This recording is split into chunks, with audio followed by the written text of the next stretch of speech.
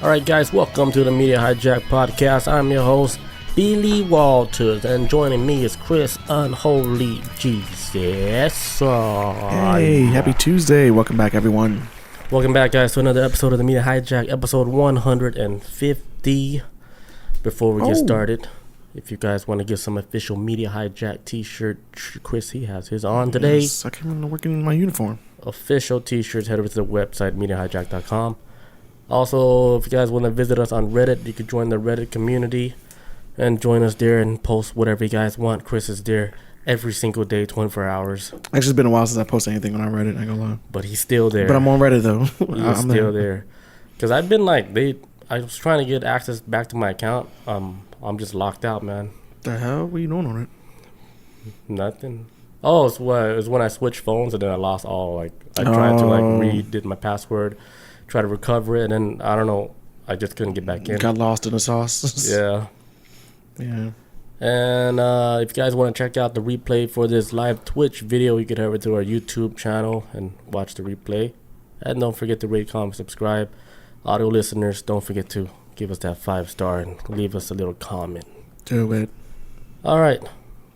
First story of the night. Yeah. We're going to be talking about the Tanna Islands and the magic stones on that island. Yes. It's not a lot of information on this, but I was able to scrape up what I could. Because this place is top secret, I guess. I don't know. Yeah, it's pretty cool.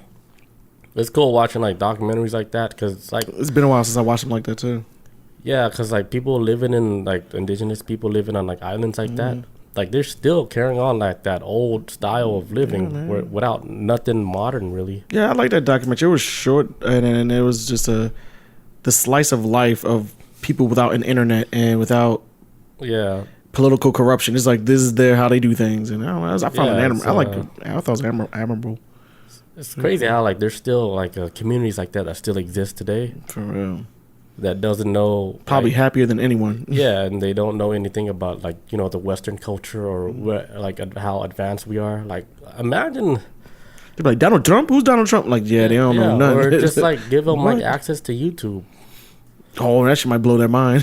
Yeah, it would blow their mind because they're seeing a whole bunch of different cultures doing a whole bunch of different weird stuff they've never seen before. They're like, why is this picture moving? Why is this picture moving in your hand? It's like, no, it's a phone. Spaceship.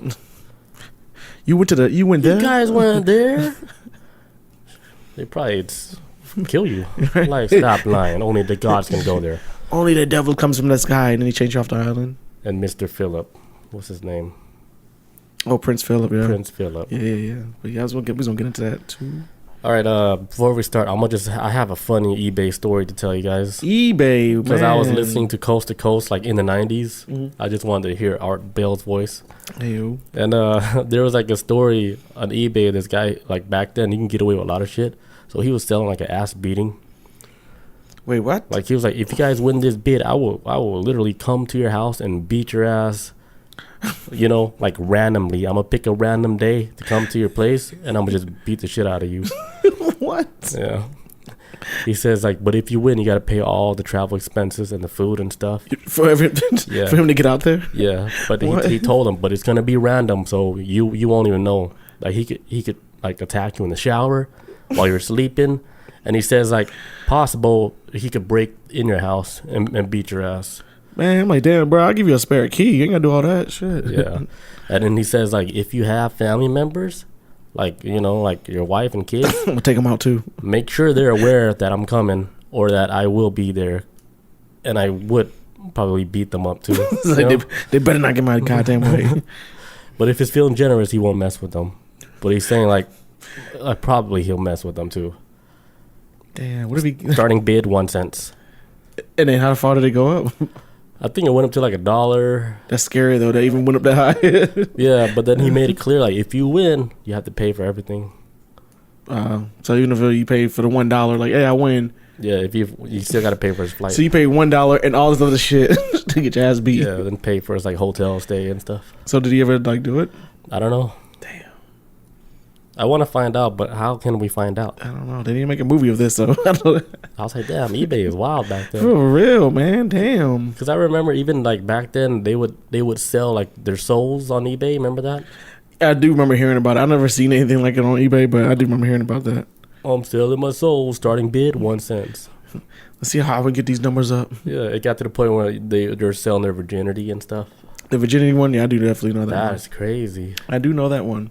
eBay's like, all right, let's chill. Let's pull back a little. we gotta stop this. Damn, y'all wildin'.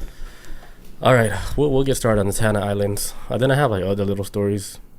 Okay. All right, run it. All right, so the Tanna Islands. All right, so long ago, Earth was dominated by supernatural spirits living in the oceans.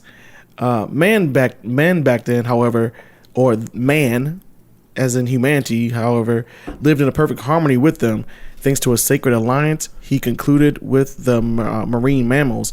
Today, however, throughout the world exist ethnic minorities whose daily lives continue to bear witness to contemporary myths.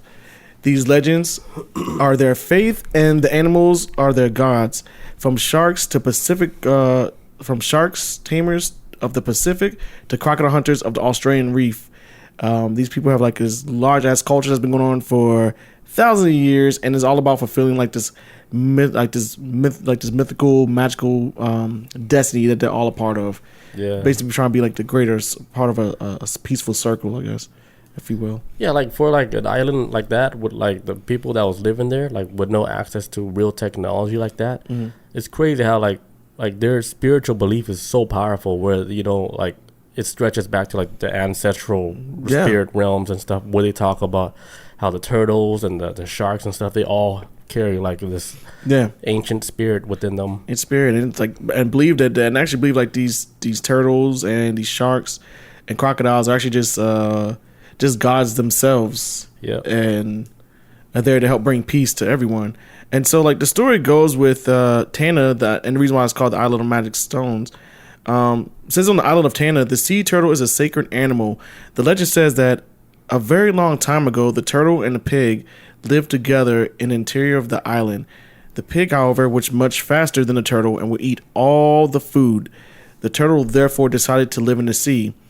Ever since, each year, men of the sea and men of the earth exchanged the magic powers of turtle against those of a pig. And so the actual main chief of because there's two tribes on the island of Tanna. It's the earth people and then the sea people. Mm-hmm. And Mr. Warren is the leader of the sea tribe. So basically, every year they go about this peace offering to each other. So on the island of Tanna, and we actually talked about this island not too long ago too, and maybe 3-4 episodes ago. We did. Where there's actually like cults on the island known as cargo cults. Where during World War II, when the U.S. soldiers was fighting in the Pacific War, they were setting up shop in the Pacific Island area, or the South Pacific Island area. And so when they set up shop, they came across the islanders and were like, hey, so-and-so. And they would trade goods with the islanders. Mm-hmm. They would give them like Jeeps and food and all this other stuff. They gave them a bunch of stuff.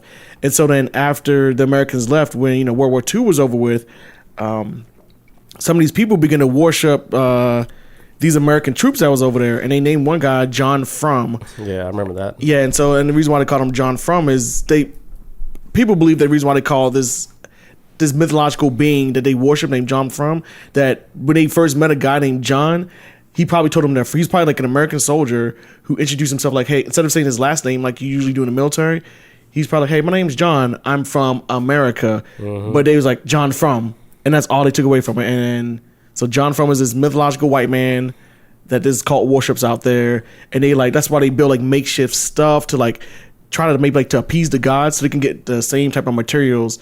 This was the same island? The same island, but it's like a cult. This island is very strange. You get people who kind of sucked into this Western society obsession, kind of basically with white people, and then you have these other people that live on the island, these true tribes who are sticking to the old school ways of how to create peace among not only themselves as a tribe, but part of these two tribes, but also within unity of nature itself. And so with these two tribes that's on these islands, which is the Earth tribe, which is more in the center of the Tanna Island, and then the Sea tribe, they're on the edges of the tribe. Every year they set up these peace offering deals where the Earth tribe has to go capture a pig, which is their sacred animal in their area, and the sea people have to capture a turtle, which is the sacred animal in their area. And how they use the magic stones, how that comes into play, is that they'll set up these stones on the beach. Actually, on the beach, like, because in the documentary they show like the guy is basically like retiring. He's like, I'm done. I'm old. I can't be chasing after turtles anymore. My son here, I think his name's like Vahuk. So he was supposed to take on like the role that his father is playing. Yeah, he's taking over as like the leader of the sea tribe. But he has to prove it. And so they have to use these magic stones. And so these magic stones are based, and they don't look any like, they don't like crystals or anything. They're just like just smooth rocks and everything. Regular looking stones, but they supposedly possess powers to where they're supposed to guide Vahuk into his destiny. And so what they use with these stones, they just kind of just strategize with it. Like they take the black stone, which is supposed to represent the shark, and the white stone that's supposed to represent the turtle. And they take these other stones, they move them around in a specific way to like basically kind of like strategize with the rocks to show like, hey, use the fish to push the shark in this direction so the shark can then push the turtle towards. So they would set up the stones to where like set up a plan, it'll be perfect for him, like when he goes out to get the turtle. Yes, like, hey, follow this way, and this is what you got to do. Kind of like a spell, huh? Yeah, it was a spell, or basically just like set up a plan. But they say like these magic rocks are guiding you the right way to the divine way to show you how to become the leader and then continue the peace of our tribes. And so you see like the younger guy, he goes out there in his boat, and they actually came across a creature called a dugong, which is like an elephant in the water. It looks like a manatee, I guess. Yeah, it looks like a manatee. Yeah, and he was like playing around with it, but they call it like the guardian of that bay because it chases turtles out every time it comes into the bay. Yeah. And so that's when they, it seemed like it's like the last manatee too. Yeah, they hunted almost to extinction from what they was talking about in the documentary, to where they was using it for like basically just resources. For food and maybe like just and the blubber and whatnot. They was using it for a lot of stuff, and they hunted that dugong down to one. Killed his wife too. Wiped out everything, and so they're keeping it all, like all the tribe leaders on the island agreed to keep that one alive because it's like, oh yeah, we can't kill them all, and they're just waiting the day. That's so crazy. For like one, they're like, well, hopefully it meets a female one day because it's the last one. So we just fucking wiped them all out. Yeah. Which I mean, I'm pretty sure they didn't mean to do it, but when they probably started seeing less and less, it was like, hey man, we ain't got no more food, man. Hey, we ate them all. Hey, tell the other tribe, hey, chill out. Hey, stop. You killing them. Let the last one live. Now he all by himself. Now he's all depressed and shit. He's gotta be, man. Yeah, that's why like what's crazy is like when I seen him swimming in that ocean water. It's ocean water, right? Mm-hmm. And then I see the manatee came out of nowhere. I was like, oh shit, he's about to get his ass ate up. But the manatee was like playing with him. Yeah, it's like his buddy. Because he's probably like so alone, right? I'm looking for some type of... Like, I just want someone to like touch me. I just need some touch. Even if you got thumbs, touch me. Now poke that hole. Get in that blowhole. Slowly. Slowly. You're too rough. Hey, that's gay. Get off my back. Oh, man. But yeah, so... What's the... so the younger guy out there... did you have anything you want to add with the story? Or? See, my thing, like when I was like reading like summaries of this, they said that they worship Prince Philip. Yeah, so they were like some people on the island. Now I don't know if it's specifically these two tribes because the other ones, probably different, huh? The cargo cults, I think some of them came from these other two tribes that we watched. So it's probably different. And they formed their own thing of like, hey, we worship Prince Philip, and I was like, that's so weird. Yeah, Prince Philip because. Probably because England may have showed up there at one time. Oh, yeah. And they like started worshiping him. And then another tribe worships, I was about to say Epstein. It ain't Epstein. I ain't trying to do these people dirty. Island boy. They worship some made up American god that doesn't exist. And someone else, there's a third person, but it's like three white guys that three different cults worship. And it ain't got nothing to do with the OG tribes that we're talking about today, though. That's so weird. It is funky how like Danny, how they all such a vet too. Like it just shows like how influential European expansion or Western expansion around the world. How like they go up to a place, and I seen this when I was in the military. They go to a location, and it's so influential to the area around it. The area kind of starts acting just like it a little bit. Like when you see bases around the world, say if you go to Germany or France or just anywhere in the world, when you go to a military base in another country, people that are from that country that live around the outskirts of the base or in the area, they start adopting American values, start dressing different, start conforming to Western society, which a lot of countries like, yo, we don't want that Western like culture is creeping in because y'all wild over there, y'all. They think we everybody on drugs and shit over here, which they probably right. Yeah, but you think now like with the internet and how everybody have access to the internet, you think like all the cultures are actually blending into one culture now because everybody's seeing like all the same things on the internet. So it's almost like I think everybody copy each other, but then it's gonna end up all looking the same in the end. I think it is, and it's going at a slow pace. But the internet itself is a way where ideologies are being shared and people are learning more together, and it's gonna become just one blob one day. So like fast forward like 300 years, everybody started liking like the same shit. Now we all end up being like one thing. Yeah. You'll see like end up being like one people. Maybe that's our final form. Just one mass. So you'll see like Mexican dudes walking around with afros. And then maybe that's like the true God form. Just all of us being one. Yeah, we all. That's the peaceful way to do it. Because I think this island has it right. What they're trying to do is working. That's scary. Just working with each other. Nobody has like a different thought. Everybody starts thinking the same. Would that be bad or good? That's bad. That's the death of like imagination. That is true, yeah. Because everybody thinks the same. Nothing new is coming now. What if it was peace on Earth though? What if it was like ultimate peace? If everybody was like on the same page. I don't want it. You don't. I still want the wars. I want the blood. I think there's a balance to it. It is. It can't be too much of anything. Because then if it was peace on Earth, there'd be overpopulation. This would probably be the easiest class to take if everything was that peaceful. Yeah. Like, oh yeah, let me take Earth 101. Earth 101. Oh, that easy class. Like it would be like known as the easy class. It's the easy class. You won't learn any lessons if it's that easy. Like old Earth was like the AP Earth class, like really advanced and shit. Oh man, yeah, that's when shit was rough. This shit was rough. Great Depressions and shit. Old class you taking NK. North Korea. NK advanced. Oh, advanced class. Oh like shit. Okay, big dog. Nobody passes this one. First day class get blown up and shit. You get thrown in a damn prison because your ass ate out by a gym.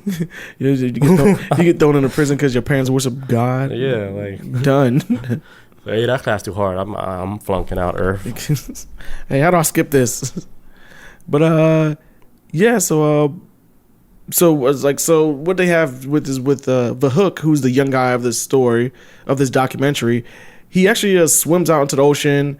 Grabs the turtle, brings it back, and then they prepare it. They get like a little basket for it, a nice little basket. Throw it all together, and then I guess like his homeboy or whatever. They take the turtle down inside, past the volcano, because that area has like a huge volcano activity. It's still active, huh? Man, yeah. Actually, I remember.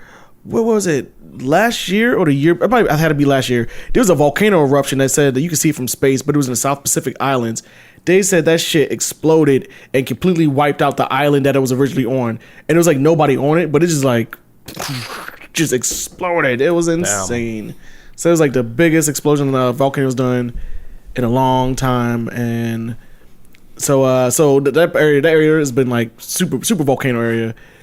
And so when he winds up getting a turtle and he takes it down into the town. They eventually come across the Earth tribe, and when they get there, everybody's bucket naked. Like everybody out there just doing their thing, living free. I respect it because ain't nobody wearing no bras. Everybody just chilling, no pants. Everybody just chilling. The guys like still like they have like even though they got no pants, they put like a pointed plant on their penis. Yeah, some kind of cloth or something or whatever it was. Yeah. Just let the ladies know what time it is. You gotta let them know. It was woven in like cloth or whatever. Yeah, let them. Maybe it's like gloves for hands, but dick gloves. Put on your dick glove on. Just can't have it swinging around. It's like, man, it's 85 out here. Woof, gotta put this up. But you remember like back then, the National Geographic, like they showed nudity, like when they went to like African tribes and stuff all the time. I remember like you open a National Geographic book, boobies. That's all. But now like with YouTube and stuff, even if they're doing a documentary on tribes like that, they blur all that shit out. I think it's too. I think back then, and another thing is just the world like just evolving. Back then, I think more people probably they didn't really expect these people as people back then. Probably looked at them as like lower class society, savages type stuff. But nowadays, it's kind of like, no, they're people too, and you know, let's show them like some respect. You know, like let's not just be showing them all fucking crazy looking. Like that's just how they live. But so let's give them like some respect. So that's what I think it might be. It makes sense because it's not because if you put like a white person on the camera and they're like in the jungle, they'll blur that shit out so fast back then. Right. Yeah, and this video too the documentary we watched too, that came out in like '98. I think it was like '98. I had to look it up. I was like, oh, this came out in '98. I was like, I was thinking maybe, yeah, right. It looked pretty damn good. That looked like 4K. I was like, the latest I was thinking like early 2000s, but it's like '98 that documentary came out. So a clear documentary. Yeah, camera was in the water. I was like, okay, this I'll clean this documentary up. And so, so they wound up taking, Vahuk and his friend, so they wound up taking the turtle to the Earth Village. So he caught the turtle. Caught the turtle. He caught his ass. Caught the magic turtle. Caught the magic turtle. And now this is going to be the start of the peace offering to the Earth people. So, and I kind of like the analogy of it too, is like they're taking something that's held precious to them and what's precious to the other group, and they're trading off with it. So like turtles are like looked as gods, as their gods to sea people, where the pig is like their god to the Earth people, and they're like, hey, we're gonna let you have our god, and we're gonna give you our god. So it's like, it's very cool how they do that, man. It's yeah. Like another thing, like the Hawaiian people.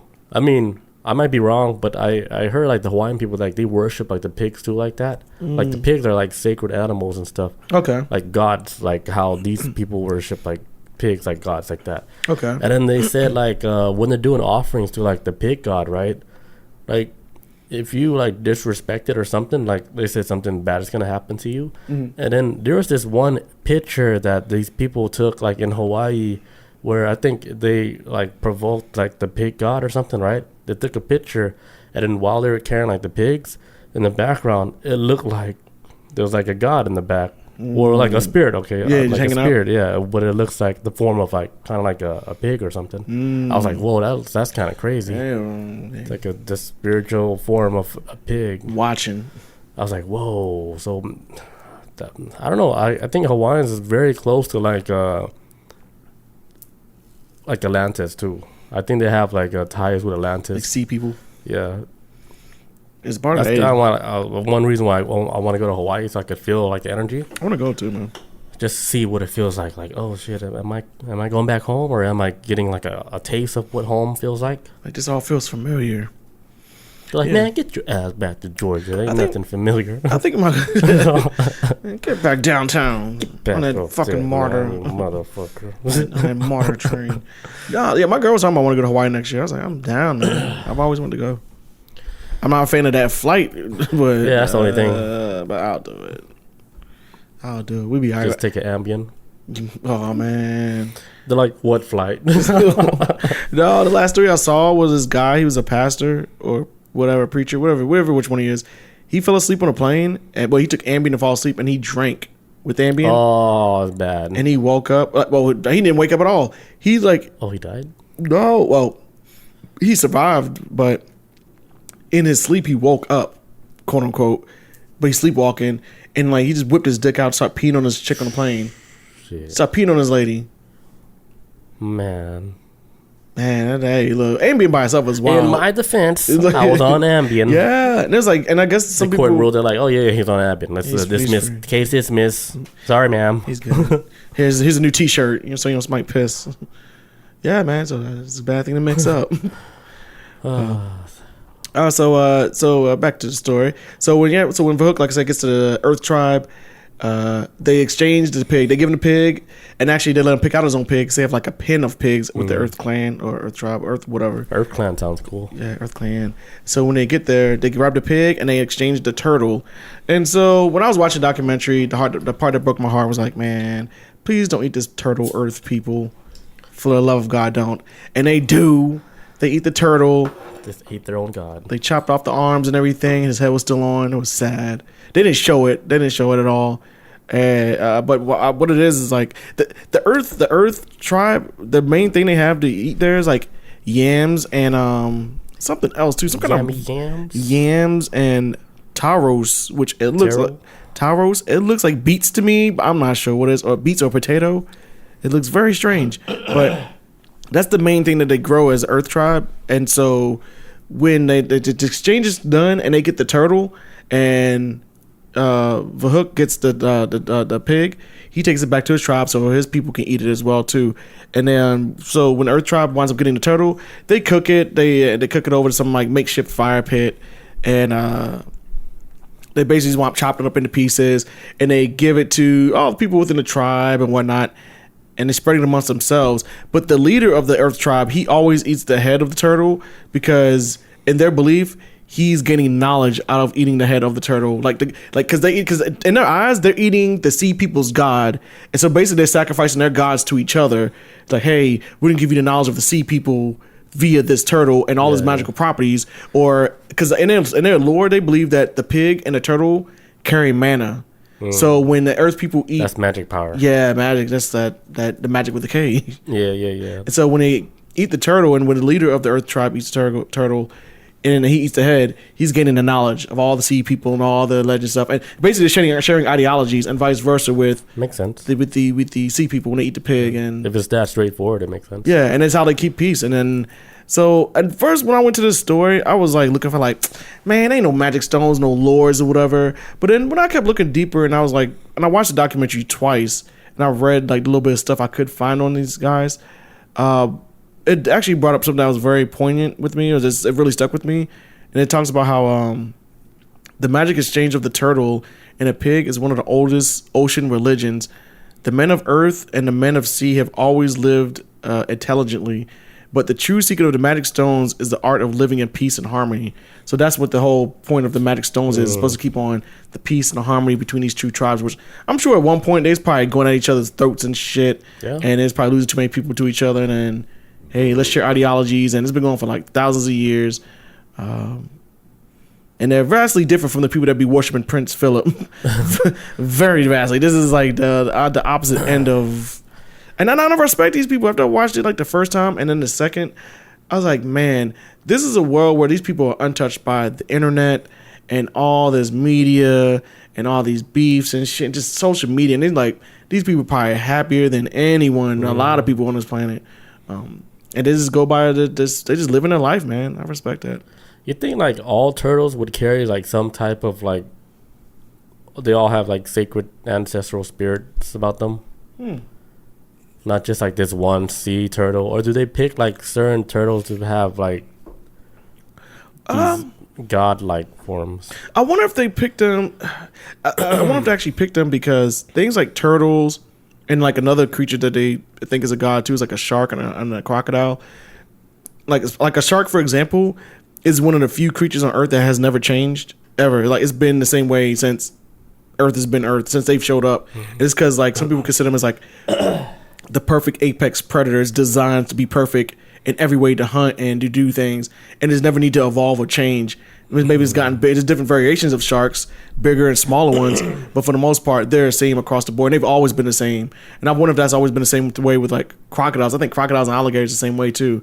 Have never really changed. And maybe that, I don't know this for sure with turtles, but maybe that's the same thing with turtles, where they've always been just the same way, and they kind of represent an old world where everything else has evolved and changed, even people, but they represent an old world. Maybe they probably see them as gods that way. This is just my theory on it, because I'm not even really sure why, but I think it's because since they never really evolved, they represent like old world stuff. That's just, So turtles probably didn't evolve either, huh? I've never seen any picture of them looking any different from what they are now. Maybe bigger and smaller. Maybe like bigger, like the Galapagos. Yeah. Big as shit. Big ass turtles. But for the most part, their design is the same. Man, speaking of turtles, when we were back in LA, right? My dad, he caught a turtle. And then he called his friend over like, hey, I got this turtle. You want to eat this turtle? So like, so my dad, I was like, hey, what's in the bag? Like, it's a turtle. I was like, oh, we got a pet turtle. No, we don't have a pet turtle. What pet? And man, then I'm watching them butcher this live turtle right in front of me, and then they would cut the head out, right? Drain the blood, but put the blood in like a cup because they were drinking the blood later. And then like just like this cup, like I always remember this cup. We look at it, we'd be like, hey, that's the turtle blood cup. the turtle cup. Don't drink out of it. Yeah, the turtle blood cup. And nobody drunk out of it. I still did, but I still remember how that cup looked like. I was like, oh, that's the turtle blood cup. It was like a big blue cup, right? But it's glass. Oh, okay. Yeah, I think it's like the big blue plastic cups. No, a big blue glass cup. Yeah. Damn fancy. And my dad and his friend ate that turtle up like it's nothing. What do they do with the blood? They drank it. Damn. Yeah. I guess both of them had their own turtle cup blood. They both drank it. Dipped the turtle meat in it. I was like, damn, look at them eat that little god. So have you ever had turtle before? Or? I don't know, maybe. See, Bob knows the story. She said she was going to say that. Right. She was going to bring up that. Remember when Dad ate that turtle?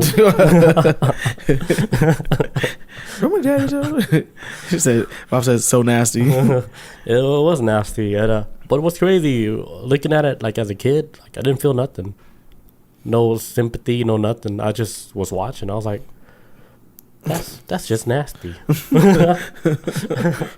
This shit's sick, man. Like fast forward to like I remember I actually ordered a turtle online for a pet. What? You can do that? It's illegal now, but oh. Before it wasn't, but I still living with my mom. And I ordered this turtle on the net, right? I was like I want one of those small turtles that doesn't really grow. Yeah. So then I ordered like a small turtle. And then like at the time I ordered it was like in winter time. So I was like, I wonder if that's gonna affect this turtle. So like I ordered the turtle, right? Dude, the way they packaged this turtle was like, do you even want this to live? Or they just put it in like they put it in like one of those little Chinese plastic containers, right? And then around it's just newspaper. With the food, like the plastic container, where did you put the food? Yeah, where you put food in. What? Like if you put like soup in. And then around it was just newspaper. And then I opened it. I was like, oh shit, this is like horrible packaging. Like, This is cruel. I was like, this is probably like the worst way to send an animal. Was there any holes in it? Yeah, there was holes. But I was like, damn, this looks like so horrible, like inhumane, you know. Like I felt bad. I was like, oh shit, I should have never done this. Because I looked at the turtle, it looked dead. Oh. But I had the aquarium all set up for him. Like I was like, hey, your home. Welcome home. Your home is ready. I had a little dock and everything, like where he could swim up and then like just chill and dock and shit. And his home was like perfect. The temperature, everything was perfect. I was like, I'm ready for this turtle. I was like, I did the 1 day shipping, right? Welcome home. Yeah, I did 1 day shipping, but it came in 2 days. I was like, uh-oh. So open it up, right? I got the turtle. I was like, this turtle's dead. He wasn't moving? It wasn't moving. I was like, I was going to email them. Did you send me a dead turtle? But here's what I did. I took the turtle and I just dropped it in the aquarium anyway. Did he die? It just sunk to the bottom. Like, was he inside the shell? He was inside the shell. Oh my god! And then I left the house because I actually didn't have like a water heater because I was like that turtle must be really cold. Let me go get a water heater. So by the time like I went to the PetSmart, right? I got a little like a lizard water heater. Yeah. I came back to the house. Right when I walked in the room, that turtle was swimming like crazy. Hey. And then he went to the dock, got some sunlight. He's like, I made it. I was like, oh shit. You made it. He was like probably in like animation suspension or whatever. Yeah. Animation suspension. Suspended animation. Yeah. He was stuck. Oh, he was happy. Bob says, remember how they hit the fish with the mallet when you pick one from the tank? That one Asian store. Yeah, that's I heard that's true, huh? I did hear that Asian stores did that. Like, just kill it. Like my mom, she would pick a fish, right? That it was like, bit. He fucking scoops it up, drops it on the floor, takes the mallet, starts smashing the head until it just stops wiggling. Shit. What a way to go. Yeah, because like, how else would you get it to stop wiggling, right? Without actually cutting it and then ruining your meal. Shoot it? Yeah, but then like, don't move. My mom's like, that one, douche, and he's just slamming. I'm like, damn. I mean, it's better than going like this with the whole fish, like, yeah, slamming it on the table, or just have them dead already where we don't see it. Yeah, that's kind of traumatizing. Yeah, like as a child, I saw all that. I saw it getting smashed, and then still as a kid, didn't feel nothing. So I was like, am I like dead on the inside? No. Like, what's happening? Why do I not feel anything? Like I know, like that's like it looks crazy, but I don't feel nothing. I just like it was almost natural. Like, yeah, that's the way of life. Oh well, but as you get older, you do. I mean, some people. Well, like as a kid, I never remember my mom ever hugging me. I remember when I was a kid. Oh, it's getting sad. Oh, this shit getting dark, man. This shit went in this direction. Nah, but when I was a kid, I remember. Shit, not with me. I used to be like fuck up bugs all the time. I used to like torture bugs. Damn. Take wings off of flies and shit. Watch them hop around and everything. And I think I told this story before too on a podcast. But for those who weren't here, I remember when me and my sister we were like. Had to be like maybe like 12 or 13 or whatever. My dad was doing a barbecue in the backyard, and we were like hitting wasps with the fly swatter. Mm-hmm. And my mom had like these candles in the backyard that were lit to keep away like flies and stuff. You know, flies. I think it's like more mosquitoes if anything, because it lit off that nasty ass scent they used to have. But we used to take like the wasps when it was like barely live, and then drop them into the wax. Damn, and then I remember. Like get killed by the wax and everything. And then my mom was like, "Hey, like, would you want that to happen to you?" Like, would you want to happen to you? Like we get it, like, wasps are bad, but, you know, would you want somebody to kill you for who you are and torture you like this? She's like, don't do that. And I was like, it always stuck with me, and that's why I have an issue with, I'll kill a bug, don't get me wrong, especially if it was like a roach or whatever, I will fucking obliterate it. But, man, I don't enjoy it anymore, man. I haven't enjoyed it since I was a kid. It's different. It's different. Yeah, now. torturing something is different than just, like getting freaked out and stepping on it. Especially since I've gotten older, too, and I was like, man, there ain't nobody asked to be here as far as we know, and I don't want to destroy anything that's just trying to be itself.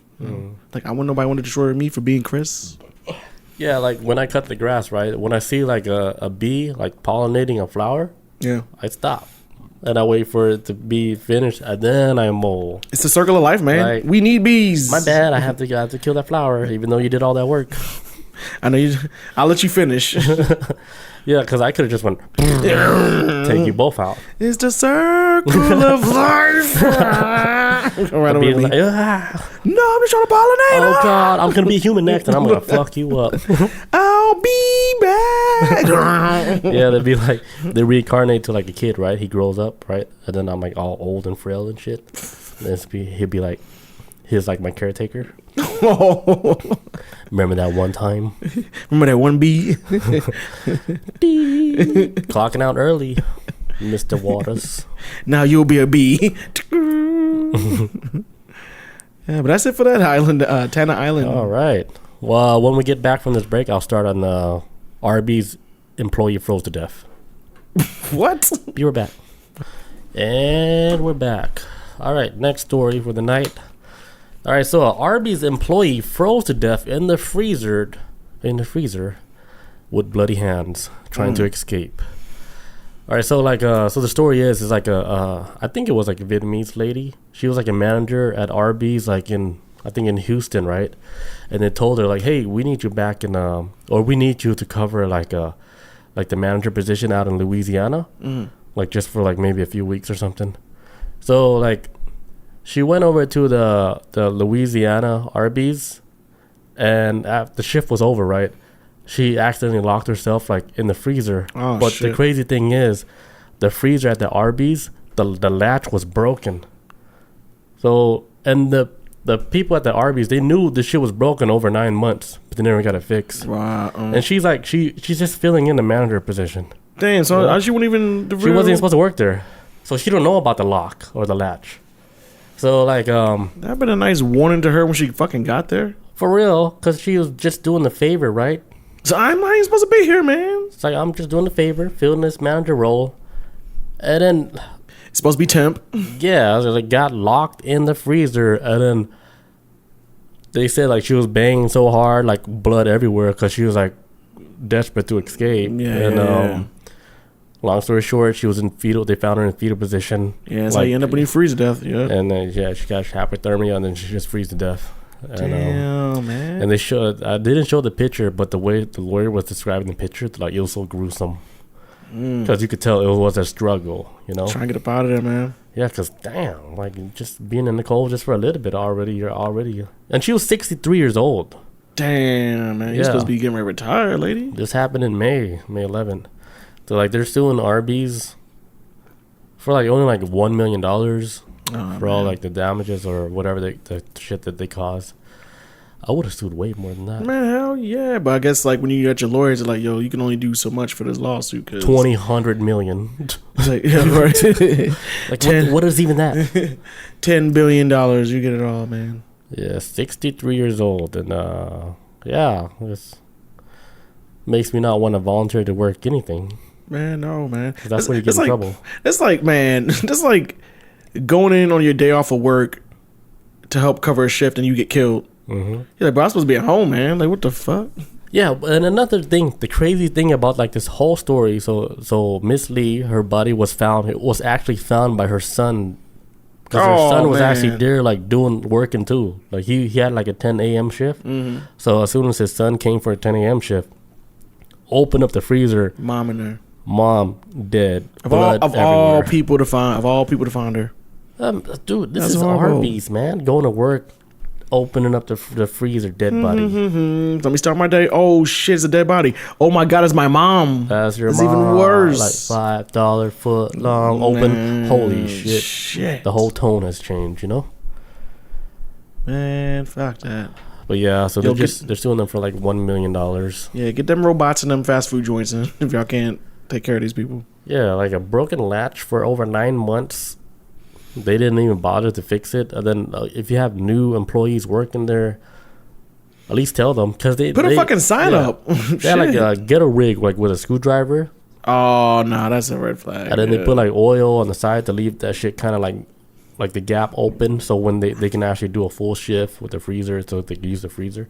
So the whole shit, they already knew about that shit, but she didn't know about it. If they was smart, and that should have came down to the store in and of itself, they should have been like, hey, because this latch is broke, until it's fixed, otherwise, there needs to be one person standing by when somebody goes in that freezer, just in case. Like, you know what I'm saying? Like, don't let somebody. If anytime somebody goes in that freezer, there needs to be a what do you call it in the military? A battle buddy. You need to have somebody with you on the outside, just in case. Like, don't be going in there by yourself. Have somebody in the kitchen nearby. Whatever, some kind of contingency. Yeah, or like if you know new people are gonna be working there, make sure you tell them about the freezer. Or put signs or something. A fucking sign. If it freezer latch broken, be careful. I say everything we just said. Do all of it just to prevent something like this. But I can like imagine like let's say it's one of those Arbys where they have like the same workers the whole time, so they all know what's going on. Yeah, you know, like they know like, okay, the freezer's broken. We know how to fuck with it. Yeah, we know how to jerry rig it. And they know how to do all that, but they didn't like think like fucking pass it on, man. Somebody new that's gonna be there. Especially somebody who's the acting manager, like, fuck, let them know. Damn, ain't like they some working on the fries. No, she did. And I think I did hear about this story, but only when it initially happened. I didn't know who it was, or I didn't know anything. I do remember hearing a story about somebody being locked in a freezer at a fast food joint, but I didn't know it was Arbys. I didn't know where it was at, but yeah, it was about a month ago now. Something I did kind of hear about that. Man, so that's the full story of that. Holy shit. Yeah, it's sad. Fuck that, man. Yo, let them throw them robots in there now, because I think they're test trialing this shit right now with McDonald's. I can't remember where at in the U.S., but there's a McDonald's where... Might be Texas. I was thinking probably like Seattle. Seattle's like the stomping ground for like testing grounds for when to do like this new wave of... Yeah, the new innovation for tech. Yeah, and... Because I think they had like the first Amazon store. Yes, we just walk in and walk out, and then that's up there in the Seattle area. Yep. Or somewhere in that, that northwestern area. But yeah, no, they like that one McDonald's they have. When you sit at a table, a little mistake. I saw the video of it. It's crazy as hell. Little robot comes out, opens up his chest. They're not like a man robot. It's more like a square rectangle shaped robot. But it comes up to the table, opens up his chest. Hey, here's your burger and fries. And robots do the drive-in. That's all. Yeah, I like that. It's gonna put a lot of people out of work, but shit, if people getting locked up in freezers. But I did see that McDonald's where it's like fully automated. Like they put their order online, right, and then you go to the drive-through window, and then you put in your number, beep beep beep beep beep, right, and boom, your order gets sent down. That's wild. And there's like a bunch of like drive-throughs. It looks like a racetrack. Yeah, I was hearing before. Now McDonald's is trying to change it to a way where you have to order on your phone before you. I think they're trying to do this now. You have to set up your order on the phone, at least with the robot ones. Set up your order on the phone, then go to McDonald's, and then when you go through the drive-through, that's when you get your order. So the robots can have your shit prepared already by the time you get there. Yeah. Something wild like that. Yeah. Bob says, if you know the latch is broken, why you go in without telling someone? She might not have known about No, that. she didn't know. I probably tell the story like a little wrong, but she didn't know the latch was broken. Why are you victim blaming Bob? She didn't know. Ain't no one trying to freeze to death. Hell no. But yeah, like now if she got blood everywhere till she like, man, she was fuck, man. I remember I used to work at a restaurant, right? I remember going to those big ass freezers, and I always think to myself, I always think to myself like, man, one day like I could possibly be locked up in here. Mm-hmm. Cause it's so big, right? I would go in there. I would just chill in there for a little bit, because I don't want to work. Yeah. Cause I used to work at this. It's like half gas station, half like hot wing joint. Oh, nice. It was like a high school job. Mm-hmm. It was fun for a little bit. Got to learn about how these old heads think. I was about to say, how's those wings? And they think we're shit. Yeah, they all do, man. Yeah, they don't even now. We're pushing fucking 40. Y'all kids don't know anything. But I says, regardless, broken or not. Yeah. Yeah, I don't think she actually knew it was broken like that, where you can't even get out. Yeah, because she went in there. No, nobody told her. Everybody, was it her first day? I'm assuming that was her first day there, and everybody's like, I'm out, peace. Probably. It's probably one of them things where one of the workers was like, I'm sure Joe told her. I'm sure Jason told her. Michelle probably told her. That's probably going to be everybody's story. Like, well, I thought so-and-so told her. Like, ain't nobody tell that lady none. Yeah, when doing an investigation. Everybody pointing fingers. Man, fuck that. That reminds me of this story from before COVID, before COVID.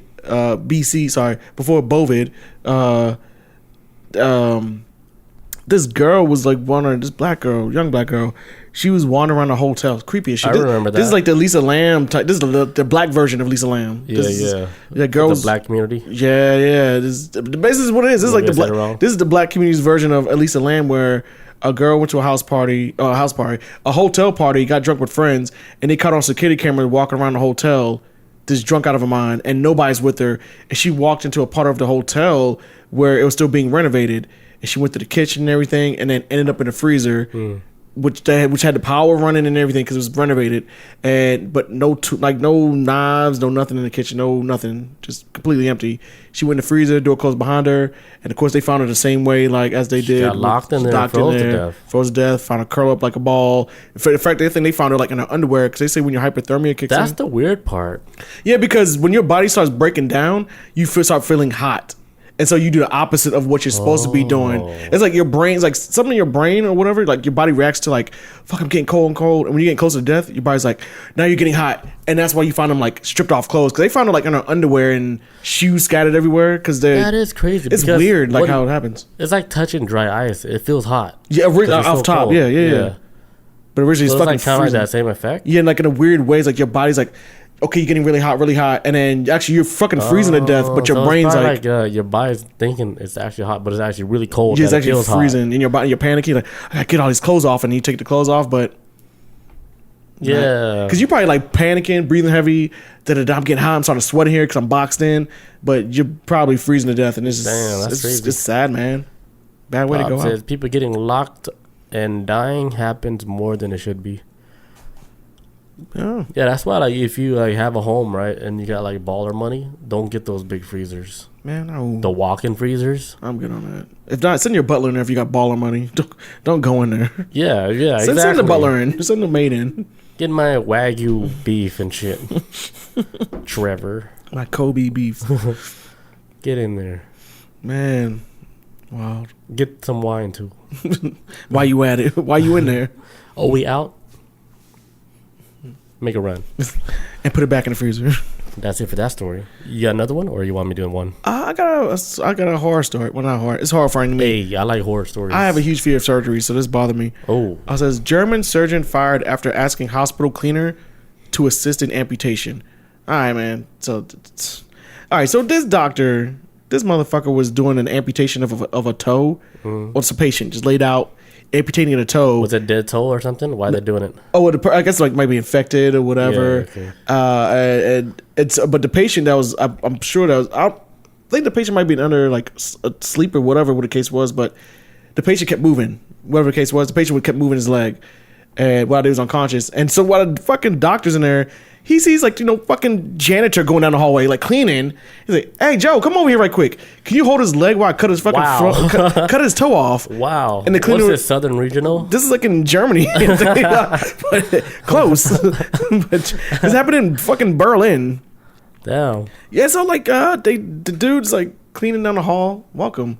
He's like cleaning up the hall, like the cleaner. Fucking no telling where his hands have been. We need an extra. Oh shit! Scared the fuck out of me. You didn't see what I'm saying? I didn't see it at all. I saw when she walked in.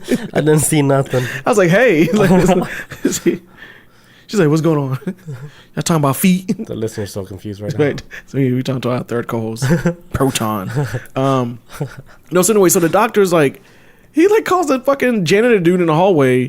"Hey man, can you help me hold his leg while I cut off this toe for the for amputation?" And so the guy came in there and actually helped.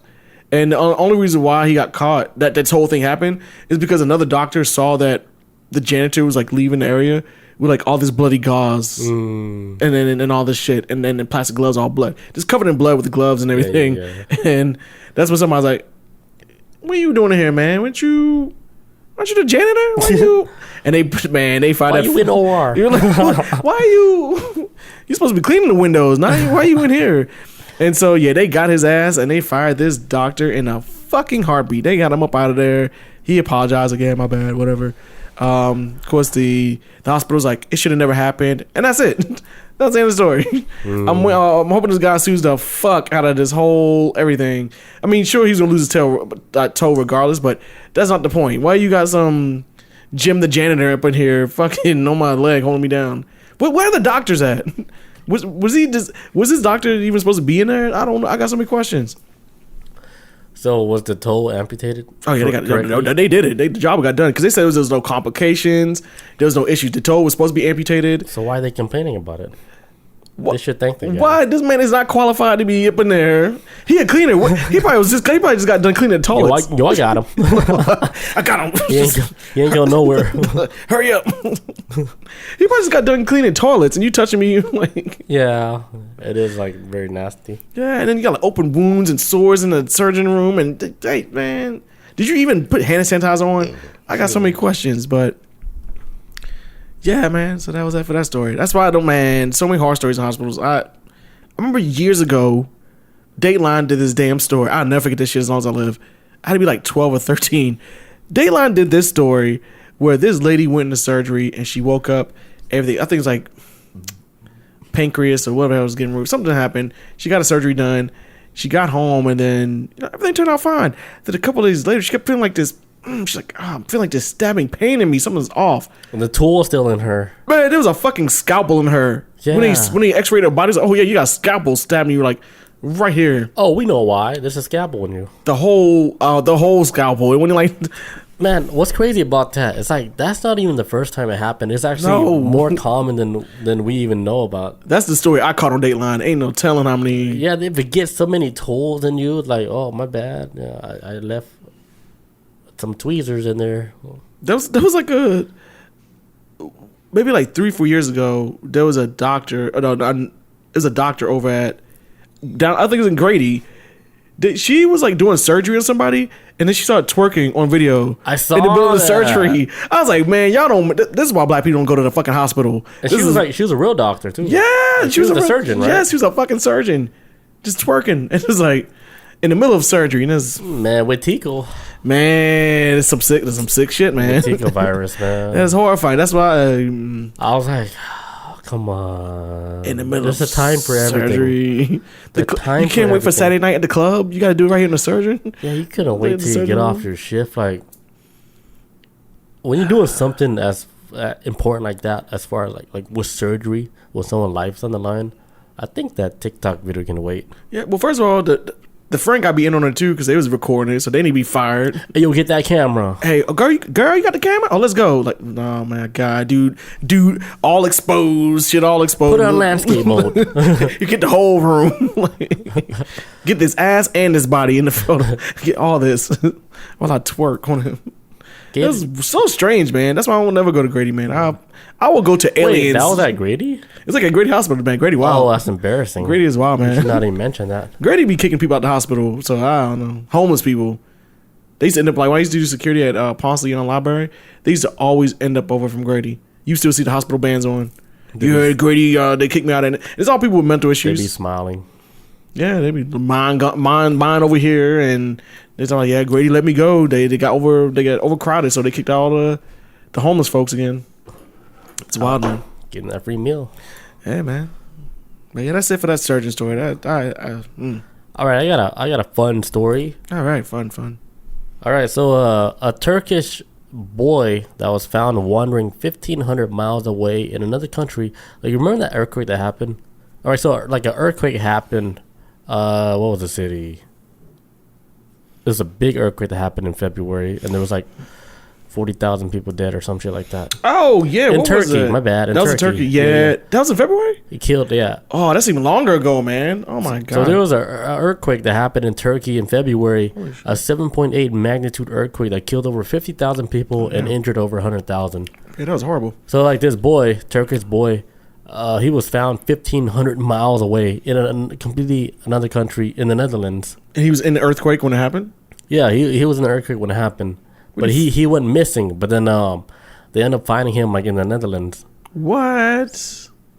It was like a weird story. Like I think it has something to do with like, you know, me thinking like sci-fi and shit. Yeah, he fell through a fucking hole. He went through like a hole, like a wormhole. That's the first thing I thought of.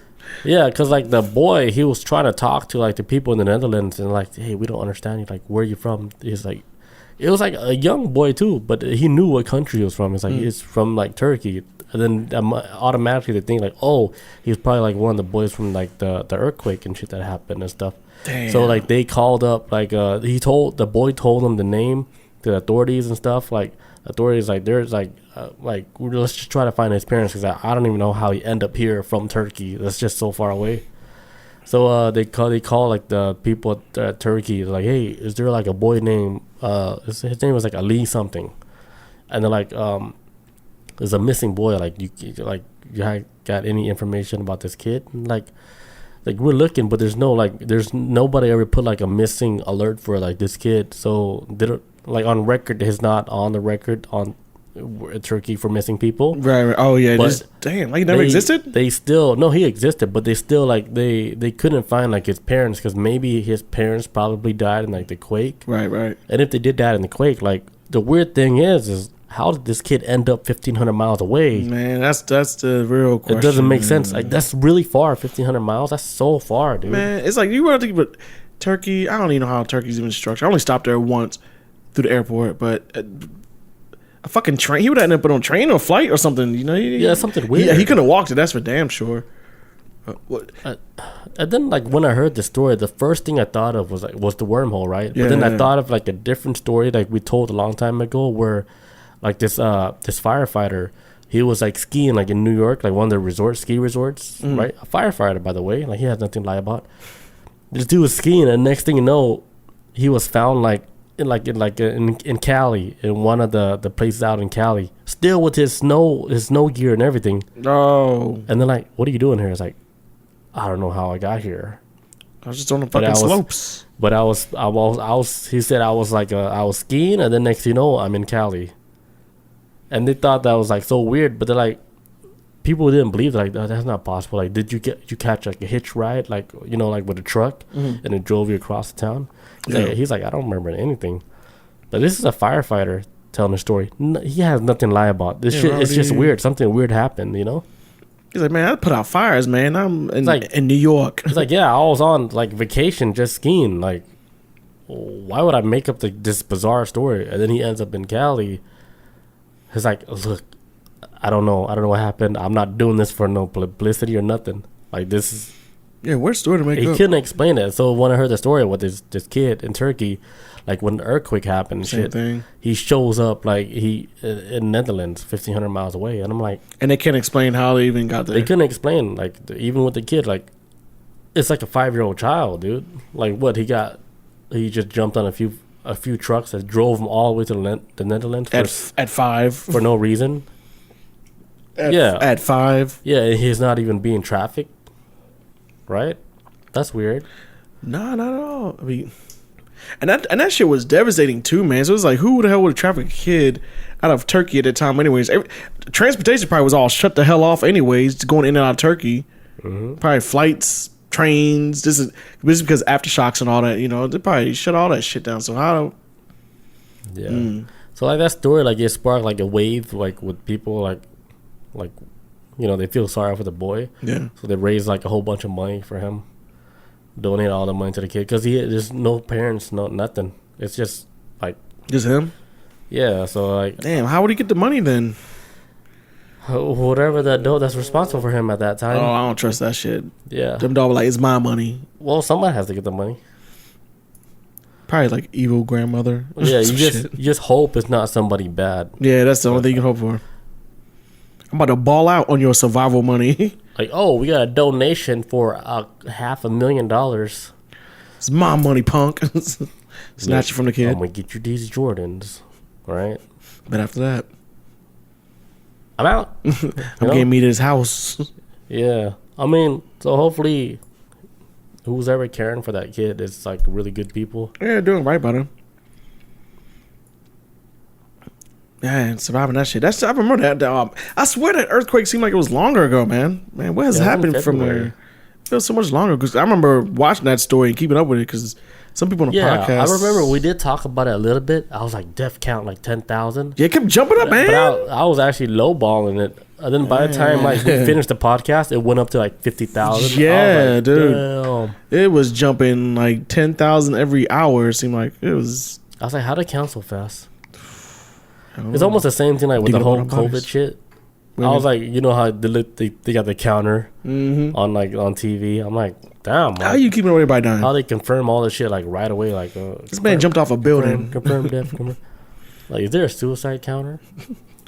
Like, y'all need to separate this stuff. Y'all count deaths into COVID.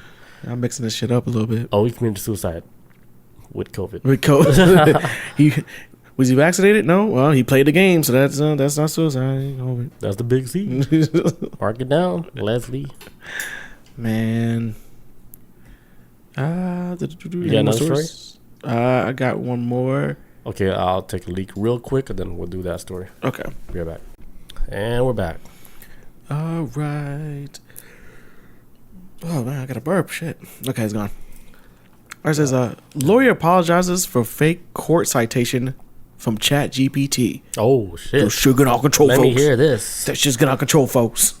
The AI has this is it. So what just happened in this story? So this dude, an attorney, he was doing a court case for this guy named Roberto Mata, who sued an airline company because a serving cart, I think like basically like hit him. I'm assuming he had an aisle seat. And this happened to me before on the plane. The service cart going down the aisle like hit you. I like sleeping on the aisle because in case I go to the bathroom, I ain't got to step over anybody. Yeah, I like that too. And so like I had my elbow out one time sleeping. I got hit by a service cart. Hurts like a motherfucker. Them things, this is like straight steel. It hit you that hard? I was like, oh fuck! I woke up and they was like, oh, you okay? I was like, yeah, I'm good. Barely. So you was like fucking rolling with that thing. But so the lady wound up. So the guy that was actually on the plane was suing the airline company for the cart hitting him, and so the attorney that was on his side on the case was defending him. Doing the case or doing the trial or whatever, not even trial, doing the court proceedings or whatever, he started citing court like resource or actually like citation like how can you say it?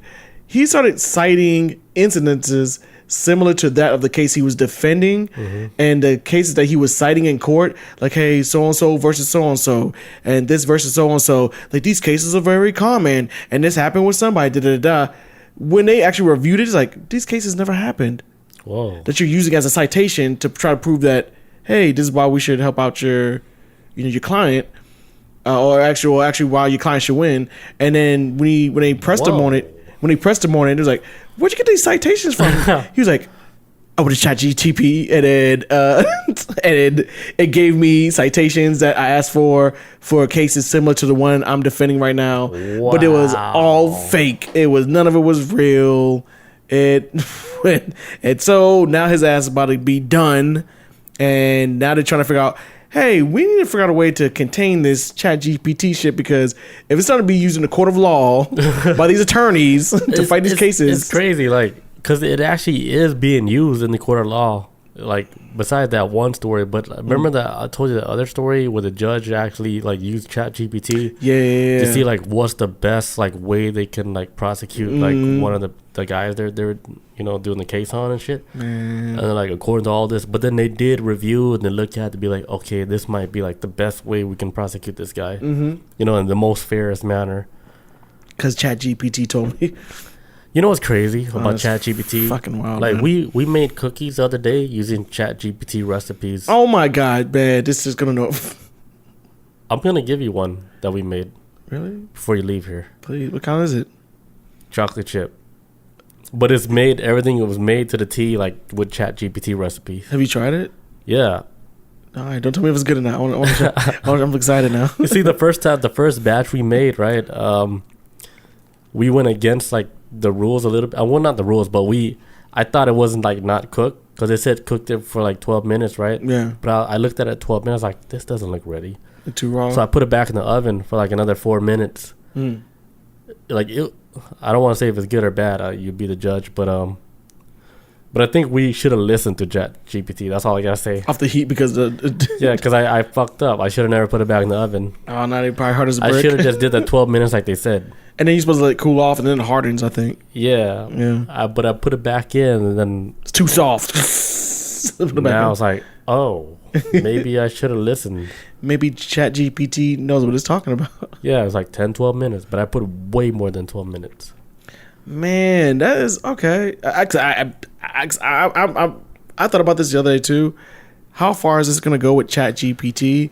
When we're going to find a murder case, and this is going to happen. I watch a lot of murder shows. This is going to happen where somebody murders someone, and they be like, yeah, we found out because we went to your computer, and we found out you use ChatGPT, and you asked how to bury your wife's body, or what's the best way to do it. Like, because like, kind of like how they catch people with Google. That's how they catch a lot of people with murder shit, but on these murder shows. But yeah, you Google how to dispose of a fucking body, and how long does it take for a body to decompose. ChatGPT is going to be like the new I got you. You ask the AI shit. Because like the thing with ChatGPT, right? You actually have to sign up to use it. Oh man! You gotta put your whole email address, everything has to be.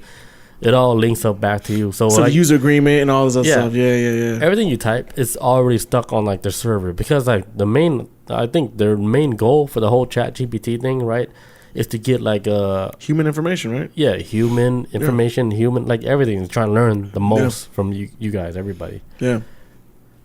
Fucked. We are so fucked. So like, it's crazy how it's being used in the court of law, because it knows so much stuff about the law already. But I want my if I fucking pay for a lawyer, I don't want him to be like, yeah, my source was ChatGPT. I'm like, motherfucker, I paid you, not ChatGPT, to carry my case, man. Like, I need you to do like the heavy lifting, you know.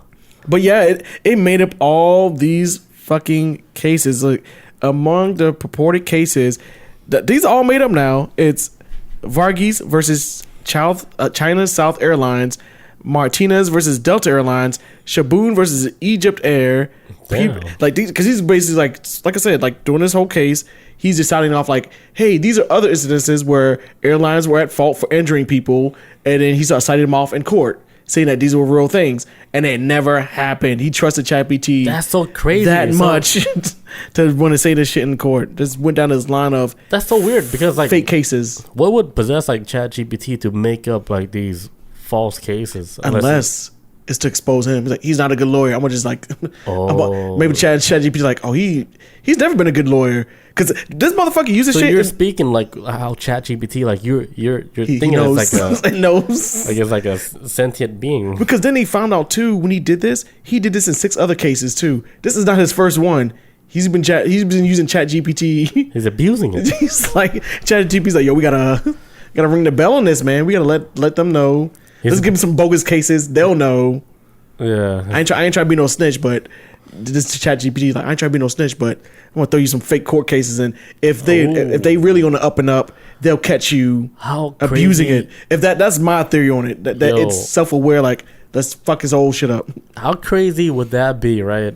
If, like, you know, the AIs were that smart to where they know, like, when somebody's, like, abusing, like, the technology and shit. Like, as soon as you log in, set up an account, it's like, we got all your info, and where they were purposely sabotage, like, whatever it is doing, because, you know, the good of mankind, whatever. Yeah. Or maybe AI is just looking out for us, too. Like, yeah. And for the long run, they'd be like, okay, we don't need, like, parasites like this. Like, we have to, like, get rid of them. They don't belong in the justice system. Take this guy out, you know? They're making everything toxic. And yeah, then what if AI is like that powerful to even recognize like that type of behavior? And he's like, he's always been a bum, and now we're gonna expose him. AI, yeah. Like, would that be scary? That's what I'm thinking. Like, oh fuck, that was my biggest thing. Because I heard a podcast talking about this and a radio show talking about this, and nobody ever mentioned what if this AI just knew that this person was a piece of shit, because he's done it 6 times already. That's crazy. And so he's got away with it 6 times, and it's like, ChatGPT's like, all right, we gotta swing this other way, because this is bad, man. Look, if it's like that, right, I would be so scared for. That's horrifying. I would be so scared for humanity. Like, it's like it's exposing everyone. It's almost like us humans, right? Like, we couldn't come to like a standpoint. So they would probably just ask like AI, like, almost like we're worshiping like AI like as a god, right? That's the new god, man. Because it's like the third voice, you know. Like, if we can't get to like an agreement, like, all right, let's ask AI. Let's ask AI. What do AI think? Because the AI is the most fair. It's not biased. You know, it doesn't. It doesn't favor. For what we know or what we understand, you know. But there was a lot of points where they were saying AI was racist.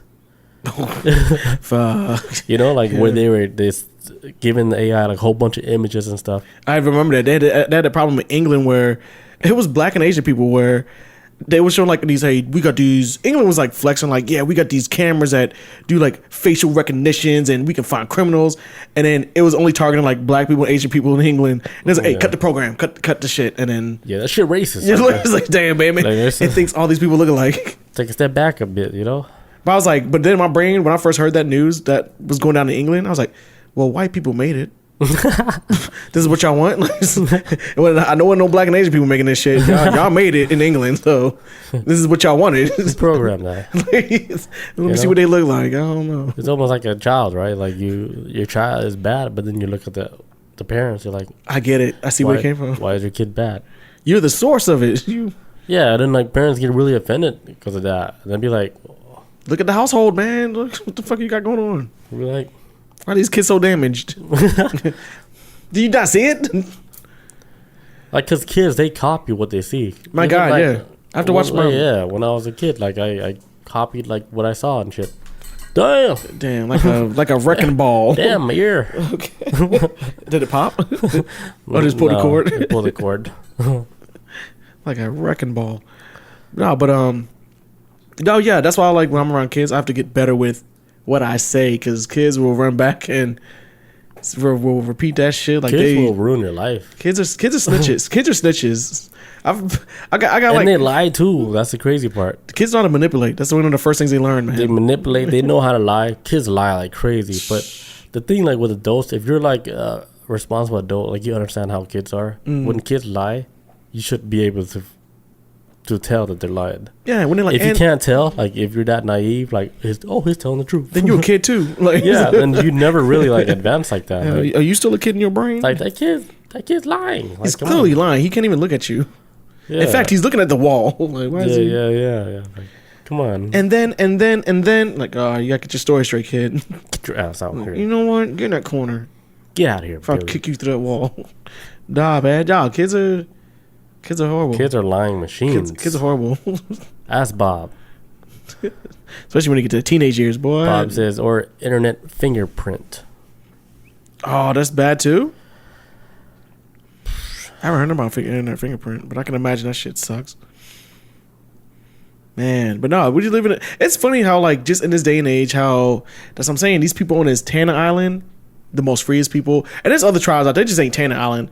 These little tribes are by themselves, most free people on the planet now. Because when this AI shit take over, and it will, because we are relying way too much on it. When you got fucking attorneys relying on this shit to carry them through a court case, and they was doing it like 6 times already prior to them getting caught, we rely so much on technology has made us so lazy that when this shit collapse, inevitably, when Skynet takes over, the only people that's probably gonna make it through is gonna be people on these damn isolated islands, like the one that killed that Mormon dude.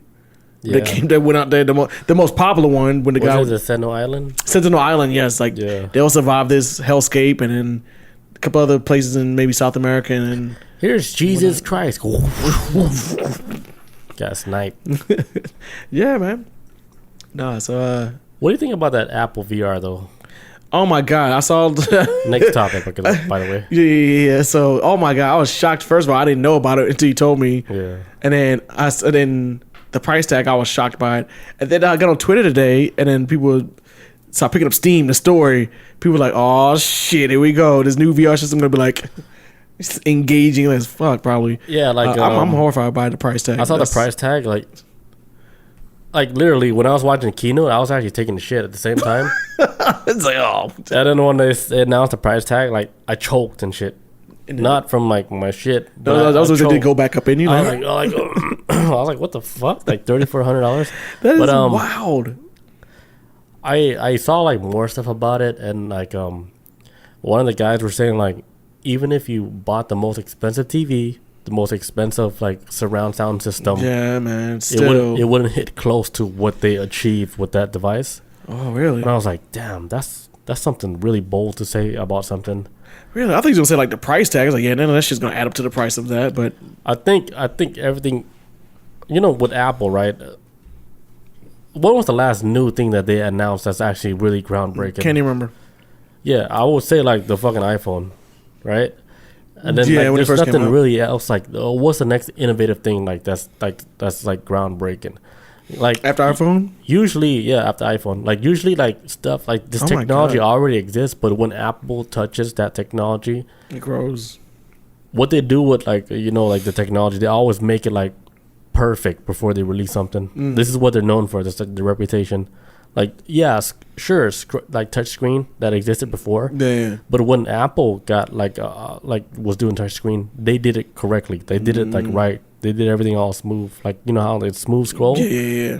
That was like code that no other company had that code to make that smooth scrolling like that. Apple was the first one that did it. Perfect. And then they hold like the patent for I don't know how many years and shit. Because other companies, if you think about it, like when the first iPhone came out and that shit was smooth, right? You look at companies like Samsung, other companies try to replicate it. It was chunky, it was clunky, everything.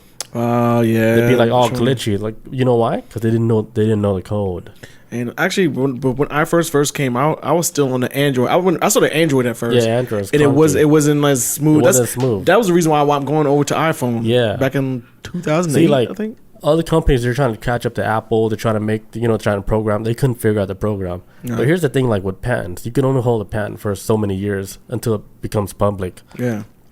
So as soon as like the public code of Apple, how they do the scrolling so smooth, once that patent become open to the public, this is when Samsung, all those guys, like, oh, that's how they did it. Oh, okay. So that's why their shit got all smooth.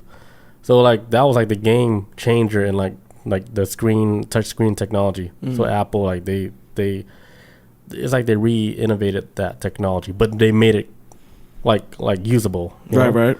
So then like I was saying to myself, I was like, what else can Apple do? And then I heard rumor a long time ago that they're gonna get into the VR space, and I'm thinking to myself like, okay, Apple's gonna get into the VR space. I'm like, they're gonna do it correctly. They're gonna do it right, but I don't know if they're gonna really achieve it, like because if you're looking at other VR devices like with the Meta, and then with the Oculus, and then with the one for the computer shit, you'd be like, okay, like what is Apple gonna do that's so different from all this? I mean, whatever it is, it's gotta be better than Meta. Meta came out like it has to be better than all that. Like it has to be like legit VR. Like the whole experience is gonna be like legit. I heard Meta was trash. So no, it's good. It is actually it's really better. Good. It's really mind blowing too. Cause I heard about it from like the launch date, and then I haven't heard about it since. So. It was good. Yeah, okay. It's good. But it ain't perfect. So like when I saw Apple, they released like they showed that shit off yesterday, and I saw it. Like the first thing I thought of was like that movie. What's that movie called? The VR movie. Oh, Ready shit. Player One. Oh, right. Yeah, it looks like a Ready Player One device. Yeah. Like It looks clean. It looks sleek and and then I was like, damn, this shit it does look crazy. But I think like the technology behind it, it's better than what like we can imagine right now. Like for example, like if I would come into the room, right, and you look at yourself, it shows your eyes, but you're not actually seeing their eyes. Like there's actually an outside display that it shows like the camera of your eyes. Oh, because the lens is not transparent. Yeah. It's a solid lens, but it's showing, but the outside screen is another screen showing what you look like on the inside. Yeah, because there's a bunch of cameras. Like I was looking at the specs of like the whole headset. There's so many fucking cameras, dude, on the inside and the outside. And there's like 2 different screens. I was like, this shit is fucking crazy. See, what's your take on this? Do you think it's gonna be like gonna push the VR game forward? Because it seems like hit a wall with VR. Yeah, I don't know if it's geared towards like gaming. It's more of a geared towards like a normal lifestyle. Kind of fit into everyday life. Yeah. Because like you could sit like in your living room, right, and then you'll sit down and because it's mixed with like VR and AR, which is augmented reality. Yeah, they try to do that shit with Google glasses. Yeah, so like it would match up like with your surroundings, like this table, right? Like I saw like they did this demo where they would put like a TV display like in front of them, right? And it would actually cast a shadow on this table. With the when you're actual... looking at it. Yeah, when you're looking at it, you see the screen, a big ass screen, and it'll cast a shadow on this table.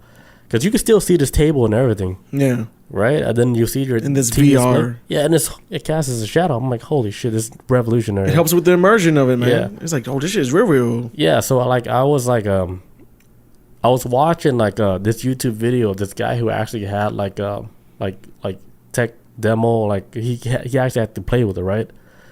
The thing he said, like he was like big on tech too. It's like a huge channel. I forgot what it is, like a black guy. He's like big on tech and shit.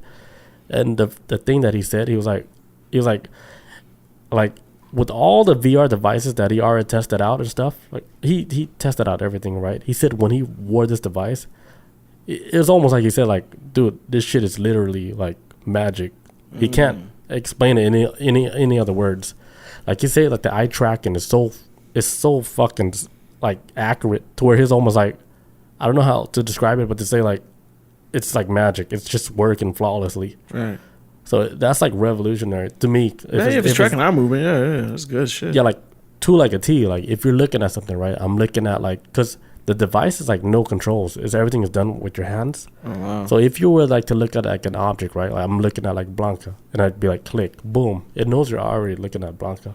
Or I'm looking at like her shoes, like click. So it just takes a little tap, and then he said the eye tracking is so advanced, it's almost like magic. If you because there's no other way to describe it. Like I think they nailed something. Here comes Apple coming in, like elbowing their way into the tech world again. Like, yeah, I was like, we're gonna do it better. Yeah, because one is the last revolutionary shit.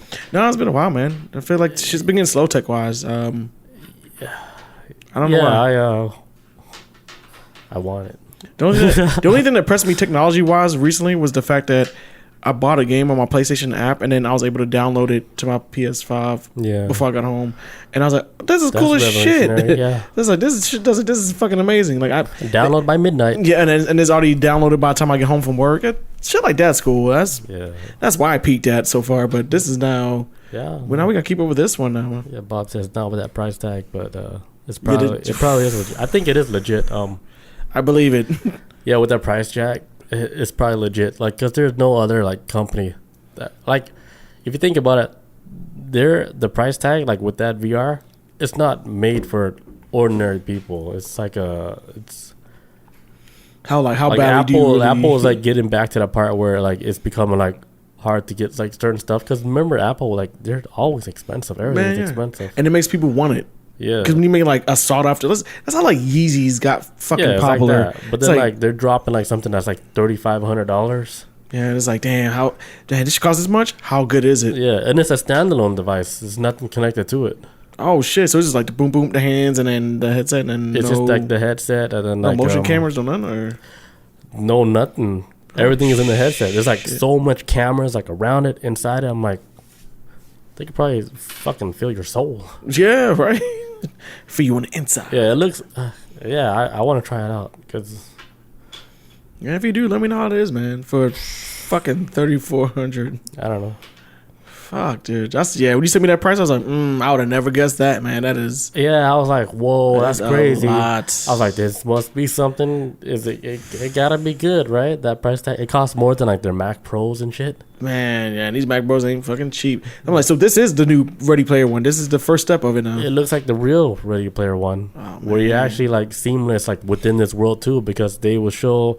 They had a demo of like showing like the girl in the airplane, and she's like, "Oh, everybody's like crying." And then she's like, block everything out. Oh. And she's like, let's say she's on the moon and she's watching the biggest screen on the moon, but she's on a plane the whole time. But she can't see nothing. All it is like... I can't hear anything. Yeah, because they said the sound quality, everything is like legit. Oh, man. Oh, man. It's like, oh, shit. It's probably going to get like the game in, what was it? Cyberpunk 2049, I think that year was, or whatever it was. What, 2079, 2077? I think it's 2077. But the game Cyberpunk 2077, they have this program that these people run on a VR called Brain Dance, and it gets to a point where like people get addicted to using to a point where it's like zombied out when they get into it. When they called Brain Dance, it's crazy as shit. That's what it sounds like. This is the first step to Brain Dance. This is like work suck, about to get high off of Brain Dance. Like I guess in the era like weed and all this other shit is like done. This is like it's no more new shit that stimulate the mind, but it makes you lazy as shit though. It looks cool. It's like a drawback. It's almost like okay, this reality, but like 100 times like more better. I know reality. Because you'd be like, oh, I always wanted this one painting, like, but you put it on, like, oh yeah, you get all your paintings. There. You get the Mona Lisa. You get like your 3D whatever. Come home. Just floating in space and shit. Yeah. You can. What if it gets to a point where like you're just a lonely person and then you wear like the as soon as you get home you put in the goggle, like VR headset, and your assistant's right there, and then you come home and be like, hey honey, I'm home, but it's not a wife, it's a VR wife. That'd be nice. Cause I remember they had something like that in Blade Runner. Yeah. Where you came home as like a hologram wife that took care of you. It's like, hey honey, do you like this dress? It's like, kind of like the other one. And it's like, this one? Like, yeah, I like this one. Just instantly changed. Well, that's like the thing, like with humans, like they basically you just want like a companion. We all want somebody. Sometimes. So like definitely like, cause I know like in Japan, like they make like this little hologram, right? It's like a hologram is like stuck in a tube, and it's like your personal assistant, but she's like your slave, kind of like. Oh my god, it's horrible. Like she say bad things and stuff. But she's like AI? She's AI, and like it's in like Japan, so the Japanese guy come home to be like, hey, how's it going? And then she would respond like in the way that he likes and shit. Mm-hmm. But she's like already dressed up like how he liked. But it's like she's a hologram, but she looks like she's just twirling around in that little tube. So I think like that's already a thing, right? So I'm thinking what this VR of like what Apple's doing is taking it to the next level. So you were like, okay, you come home, right? You put your headset on, boom, you already get your virtual wife right there. She's already just walking around doing her thing. And hey, shit. Baby. Hey, can you turn on the dishwasher? Because she has control. She has access to your house. Yes. Yeah, because you live in a smart house. And she'd be like this. She ain't got to walk over there. She'd be like, yeah. Oh, man. That is cool and horrifying at the same time. That is crazy. Where you're watching Netflix, and then she's just right there sitting on the couch. But what if you can be like, I want some VR, but VR is like, what's this VR going to do? Yeah, use your hands. It's like, hey, here's his pocket pussy. Like, there you go. Yeah. There you go. Just pretend it's me. You use your imagination. Because they are doing some innovative stuff too with porn. They try to do like VR porn, but they try to make to where like. Yeah, I think the first thing everybody thought of with this whole device was porn. Yeah, that's everybody's first. Everybody's first go to. Like, you probably watch like you're on an airplane, right? You put your headset on, boom, you're watching porn like 4K and like this 100-inch TV. When people at first, like when I saw people talking about it on Twitter earlier, the first thing I saw, like the first comments were, "Man, yeah, I'm gonna see if I get Tiana Trump was a porn star. I'm gonna try to see if I get Tiana Trump Damn, to yeah. It's like I'm gonna try to see if I can set the program so get the VR." Sloppy toppy. It's like, it's like okay. This is everybody's first go to now, like how to be innovative and I think like this is geared more like towards like normal life than it is geared towards gaming. Oh yeah, for sure. Because it's not like it's coming out as a standalone device with no controls or nothing. It's just a headset. That's kind of scary though if it's geared towards everyday life, because it's kind of like they're trying to pull you. This is my opinion, where I'm thinking. Okay. I thought that was gonna be. Okay. It's almost like just like another device, just like your cell phone. You know, right? Just, like you always have it on you. Honestly, real shit. I thought about this a while ago. If I had a choice between losing my wallet and my cell phone, my wallet. Because I still have all my shit digitally. Yeah. Then everything I got in my wallet, I got it digitally in here. Yeah. So it's like, man, fuck the wallet. I'd rather lose that shit than. Yeah, because you can cancel all those cards. Man, exactly, in a heartbeat. And I can still like Apple Pay, like it's. Yeah. This is gonna get rid of wallets, man. This is I'm feeling it. I hope it does soon, because like. I got my ID. I got everything on this motherfucker. Yeah, now I got like my license on there now. Man, my car insurance. Because now I'm like, man, I thought about this recently. I was like. When's the last time I printed off a hard copy of my car insurance and put it in my car? And I was like, I don't need to. I haven't done it I didn't know that. I haven't done it for a couple of years because I still got the hard copy. See, I usually keep a hard copy. Well, I'm not gonna lie. I've used a hard copy in years because my bank always updates it every time on my phone. And if I get pulled over and cops are acting like a bitch about it, I'm like, look, I'm in the system. Get pulled over a lot? No, I actually do the speed limit. I'm not a wild driver like that. I go the speed of traffic. That's the best way to do it. Yeah, follow traffic. Just go with traffic. Speed limit is kind of like whatever. Just make sure you ain't doing like I'm flying past everybody shit. Like if you catch that, yeah, because when you stick out, you get caught. That's what. Because when you get pulled over, like, well, everybody else was speeding. What's the cop gonna say? Well, yeah, I caught you speeding. I'm not worried about everybody else. That's how cops roll. I got two eyes, and they're on you. And I saw your ass. Yeah. But yeah, that's future with tech. Like, I do want to demo it just because I already know it's already sick already from what they said. I already have an idea of like how sick it is. I'm like, damn, I want to experience. And it's out now, or they said next year. All right, that's very soon. Man, so it looks like some groundbreaking shit too, man. You know what? In the day and age that we, oh my god, I got a conspiracy. My brain just dug deep on this shit and like instantly. Oh my, I'm gonna sound crazy as shit. What if COVID was created to create a VR world? I say this because I noticed this recently that, well, not recently, people don't go to movies as much as we used to anymore at all. Like people do not go to movies like that at all anymore because of COVID. A lot of people are more homebodies probably ever than before. And what if VR is that next stepping stone to like, hey folks, you're scared to go out from not even COVID anymore, mass shootings, you want to get shot in a movie theater? Here's your VR thing, and it helps keep people at home. Like, hey, I got, because you kind of see. What would be the reason though? People don't want to go out anymore. Cause I'm starting to realize, even with myself, where most movies I would have gone out day one to go see in theaters, like Guardians of the Galaxy 3, which I still have not seen yet, but I'm waiting for streaming. It's like this type of things. Like, man, why I got to go out when I can just wait for streaming? What if VR is gonna be the same way? Like, man, why I got to go out and do these things where I can just do this shit at home on a VR? It's kind of like I'm realizing it's kind of like keeping me in this box. I'm like, god damn. Like, I think this weekend I went out to go see Spider-Man Across the Spider-Verse. Amazing movie. One of my favorite movies I've seen in recent memory. Is it like a real life movie? Well, no, it's an animated movie. Animated. One of the most beautifully animated movies I've seen too.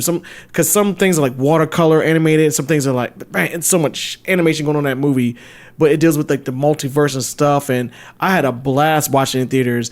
And I was like, fuck, I haven't felt this way in a long time because it dawned on me, I was like, I've been at home watching shit on streaming for such a long time, and now I'm realizing, like, holy fuck, I'm kind of like getting pulled into this thing of I'm more comfortable at home than being out. Because when you think about it, it's like, man, do I really want to sit in traffic and sit around a bunch of people that's gonna make noises? Or yeah, imagine like riding like with the VR in traffic. Oh fuck, that's over. But it's way more fun. Yeah, you drive and you're like, oh, I gotta get over to the right lane so I can get these sonic rings. That'd be horrifying. like imagine everybody doing this shit. It'd be fucking chaos. That'd be everybody's in unity. Like, I mean, it would be a cool way if the VR headset was all linked up to all the other VR headsets. It was telling people like, hey, get in this lane right here because traffic's slowing down in this lane. I think it's geared towards that. Oh like, my god, cyborg society. Yeah, I think like the whole thing with tech is trying to geared everybody towards like one, like a unity of tech, like a unity of mind and stuff. Everybody on the same page. But that's like that would be the ultimate cult right there. What if it's think about it? Yeah, true. No individuality, man. It's all like it's like we think we have control, right? But then in the end, like we already gave in to like that ultimate unity of like that one world religion. And of course, AI is gonna run this shit, so that God knows what's gonna happen with that. They are God. The digital God. Yeah, because we're gonna ask them. I think it's already come to that point because like every time I have like a question, I don't go Google no more. I go to chat. Oh my God, it's begun. I'll go to Chat GPT all the time now. See, I was saying earlier, I was like, look, Google's becoming a thing of the past. We are now entering the age of AI. This is official. This the 2020s is the age of AI. This is it, man. I never thought we would ever reach this point in this lifetime. I get my answers like straightforward and exactly what I needed. Fuck. All the time. It's so easy. And I'm against it now, but I'm all about simplicity too. Yeah. And eventually I'm like, AI, I use Siri all the fucking time to set up my damn... I'm on board with the whole AI thing. I think they might... I'm scared, man. I think they might got me, dude. They're gonna get all of us eventually. They're laughing right now, hearing me like submit like that. Just surrendering free will. Yeah, like I just surrendered. And we got all this information. So hey, don't let me catch you on spirit side. Oh, that's what it's... The power is different. It's so different. Yeah, I can see it. Like I remember my last trip I had where I actually saw like the mechanics that goes behind like authentication, like validating like something before you get access to. I actually saw like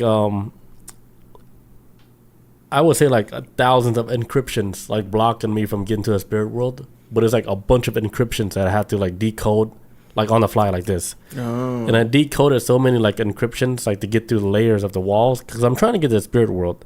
This is like during the mushroom trip, by the way. It's kind of wild. And I was like, why the fuck there's so much encryption and why I can't get into it?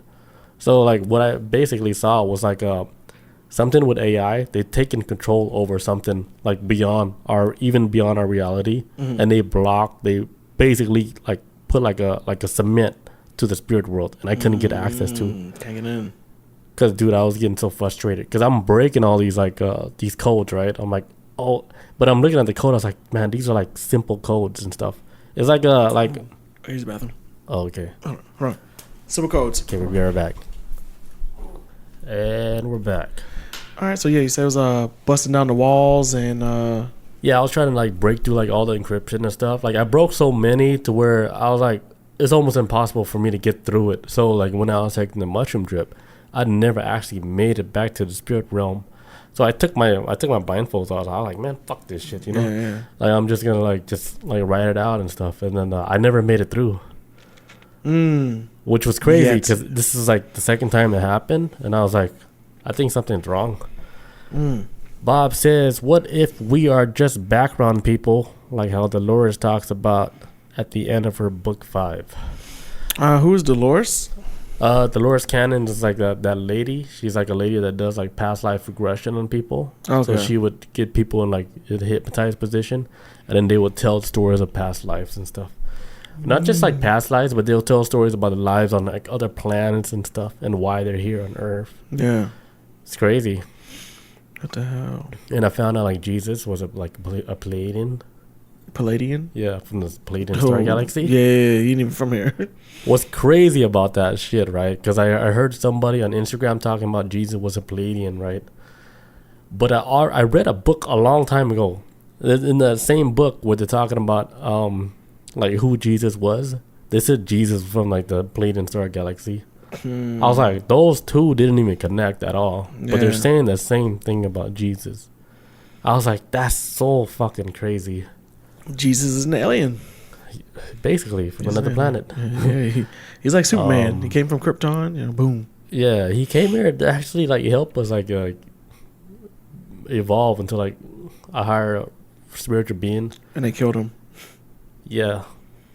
It's like, yeah, you sound like you talking to a little too free. We're gonna free you from your body now. You're talking a little too. Says what? Bob says, I might be one.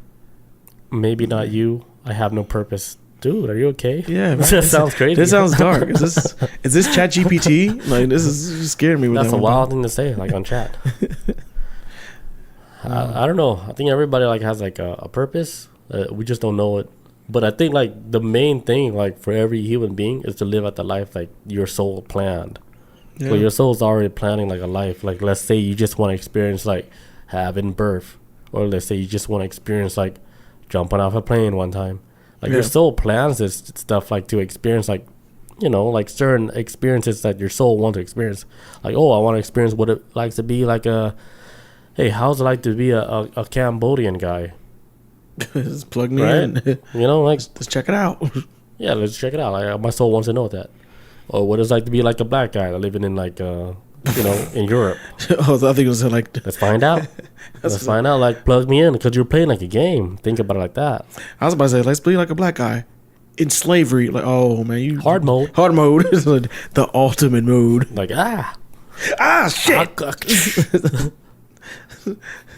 I'm picking the shit as fast as I can, man. Come on. Damn, master. Are you talking back, boy? But oh, sorry. Now you gotta be quiet. I'll sleep in the small house. Oh, hard mode. Get off that nag. That movie has so many one-liners. It does. That Django. Love it. Any more stories? No, that's it. Me too. That's it. Damn, we're good for the night. Oh, that's it. We clocked in. We got a lot of fun stories, but let's see what Bob says. Yeah. She says, yeah, but you're a slave to this planet.